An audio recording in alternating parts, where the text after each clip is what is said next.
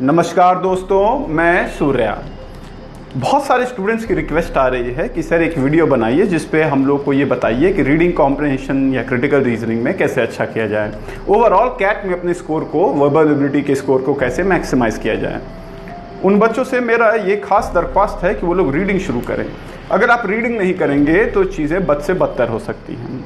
कई सारे प्रॉब्लम्स होते हैं। बच्चा कहता है सर मेरा स्कोर अच्छा नहीं आता, सर मेरा एक्यूरेसी अच्छा नहीं है, मैं क्वेश्चंस को कंप्लीट पढ़ नहीं पाता, टाइम कम पड़ जाता है। इन सब की एक दवा क्या? रीडिंग करिए, और रीडिंग करेंगे और ज़्यादा से ज़्यादा क्वेश्चंस को उस पर सॉल्व करिए रीडिंग कॉम्प्रहेंशन में। और जब तक रीडिंग नहीं करेंगे तब तक आप अपने रीडिंग कॉम्प्रहेंशन में बहुत ज़्यादा क्वेश्चंस को सॉल्व नहीं कर पाएंगे।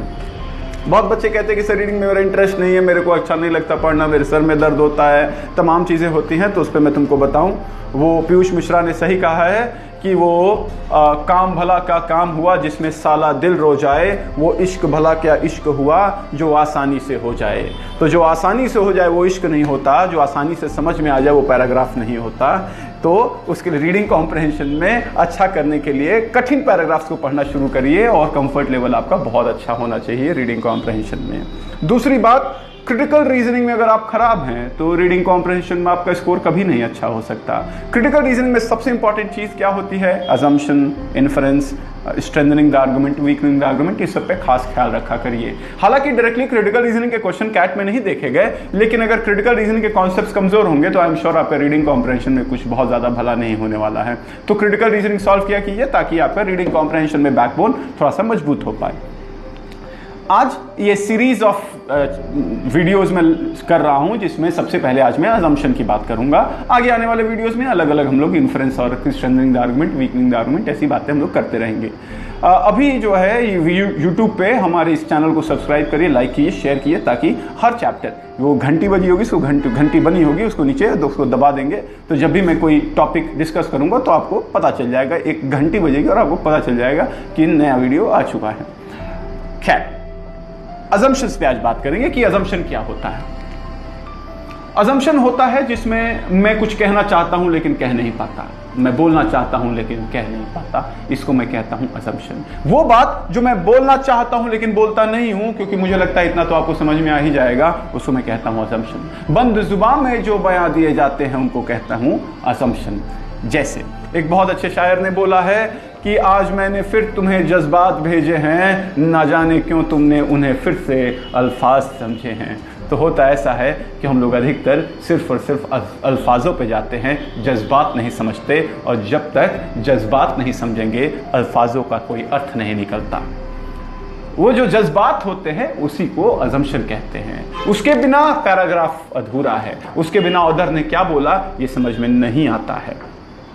ये क्या होता है, कैसे फाइंड करें? मैंने बोला कि आज बहुत गर्मी हो रही है जनाब, जरा पंखा चला दो। मेरे बिना बोले आपको ये समझ लेना चाहिए कि पंखा चलाने से रूम ठंडा होता है। मैंने बोला कि मेरे पास पैसे नहीं हैं, पापा मुझे पैसे दे दो। ये जब मैं कहता हूं तो मेरे मन में चल रहा होता है, मेरी मंशा होती है कि पापा मुझे पैसे दे देंगे। ये अजम्पशन होता है।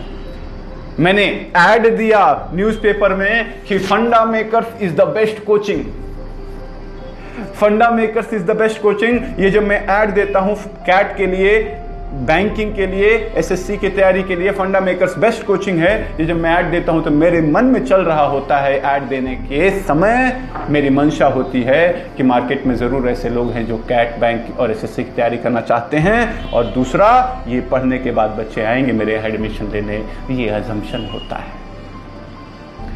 मेरे सरल भाषा में अगर मैं बताऊं तो एक बड़ा अच्छा कहानी है जो मैं हमेशा अपने बच्चों को बताता हूं, अपने स्टूडेंट्स को बताता हूं कि मेरी दादी ने मेरी माँ से बोला, हर शाम कहती है, मेरी दादी हर शाम मेरी माँ से कहती है, बहू शाम हो गई।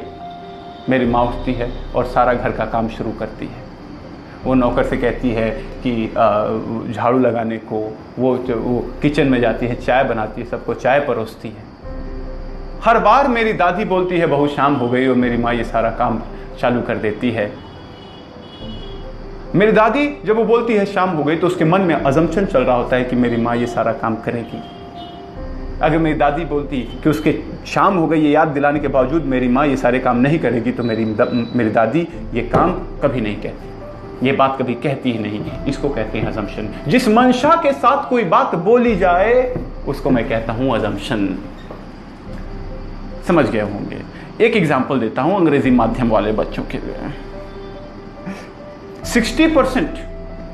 60% of this class, 60% of people in this class have more than 80% marks. Therefore, only 60% of people in this class can write CAT.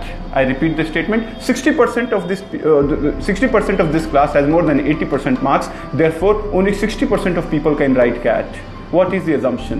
The assumption of the author out here is the eligibility of CAT is at least 80% marks. क्योंकि अगर ये ऐसा नहीं होता तो बाद में therefore only 60% of people can write CAT ये बात बोली नहीं जाती। इसको मैं कहता हूं assumption। इसके कितने फॉर्मेट्स हो सकते हैं? किसी भी तरीके का होप, किसी भी तरीके की रिस्पॉन्सिबिलिटी, किसी भी तरीके की एक्सपेक्टेशन, किसी भी तरीके का रीजन, किसी भी तरीके का लॉजिक, ये सब कुछ assumption में आता है और ये हमेशा कंक्लूजन में से निकलता है, आर्ग्यूमेंट में से निकलता है। फैक्ट्स के पीछे मत जाना, बड़ा पैराग्राफ है, फैक्ट्स पढ़ा नहीं समझ में आएगा। हमेशा ढूंढो कि आर्ग्यूमेंट कहाँ है। आर्ग्यूमेंट कैसे पकड़ें? हेंस लिखा होगा, देयरफॉर लिखा होगा, येट लिखा होगा। पर इस पैराग्राफ में देखो जहां भी स्टेटमेंट होंगे जरूर उसमें अजम्पशन होगा।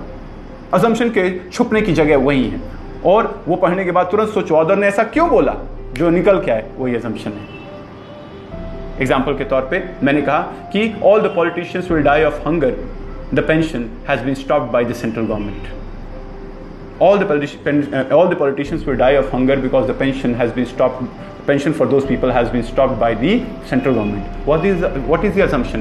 Assumption is that the only source of income these people had, politicians had, is what? Pension. क्योंकि अगर ऐसा नहीं होता तो मैं ये कतई नहीं कहता कि वो भूखे मर जाएंगे। इसको कहता हूँ assumption। किसी भी तरीके का दिक्कत हो, समस्या हो, फंडा मेकर सेक्टर की अलीगंज चौराहा पे आइए, जीवन में खुशियाँ लाइए, सबसे सस्ते रेट पे सबसे दमदार कोचिंग पाइए। एकदम कॉन्सेप्ट क्लियर है, कॉन्सेप्ट चुटकी में दुनिया मुट्ठी में, ये फंडा मेकर्स का टैगलाइन है। आइए एंजॉय करिए। दोस्तों मैं सूर्या, 9670606777 9670606777 लाइक करिए, सब्सक्राइब करिए, शेयर करिए और जीवन में सफलता का आनंद उठाइए। Bye, take care, thank you.